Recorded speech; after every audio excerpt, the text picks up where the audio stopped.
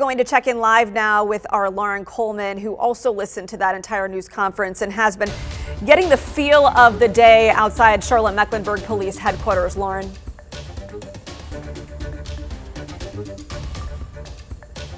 Inside the government building where they just held this news conference.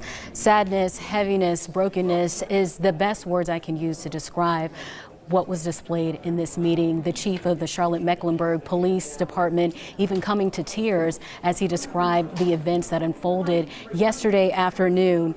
Several questions answered, but several questions still remain. We are still sorting through a lot of the details, but I do want to walk you through what we were able to learn inside of this news conference. We did learn the name of the fourth officer who was shot and killed Monday afternoon. His name is Thomas Weeks. Officials say he was a deputy U.S. Marshal assigned to the Fugitive Task Force. We also got an update on the condition of the four officers who were injured yesterday. Two of them were released from the hospital yesterday. One was released this morning and one remains in the hospital after undergoing surgery. As far as the suspects go, police say two women were inside the home where the shooting took place. They are currently cooperating with investigators for questioning, but they have not been charged with anything at the moment.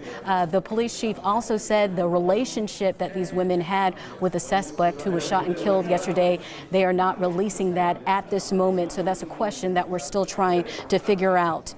We also learned that the suspect who was shot in the front yard yesterday afternoon in Charlotte was who U.S. Marshals was going to serve that warrant to.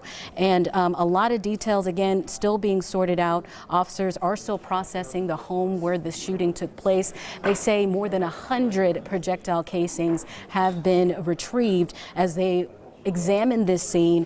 We also learned that an AR-15 rifle and a .40 caliber handgun were taken from the scene, as well as several magazines. Again, new details that we're still sorting through. We do have the names of those officers who were injured, and we'll be sure to post those online for you. But heaviness is the best way that I can describe this news conference. I do want to walk you through the series of events that took place yesterday. The shootout started as members of a U.S. Marshals Fugitive Task Force were serving a warrant on a convicted felon they say was illegally in possession of a firearm.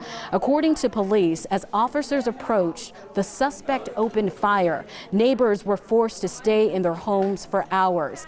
Here's a look at those four officers who died. Four law enforcement officers were shot and killed yesterday while serving a warrant to a convicted felon. Those being two U.S. Marshals, Sam Pelosi and Alden Elliott, one Charlotte-Mecklenburg police officer, Joshua Iyer, and the fourth being a U.S. Deputy Marshal whose identity was just released in this news conference, his name Thomas Weeks.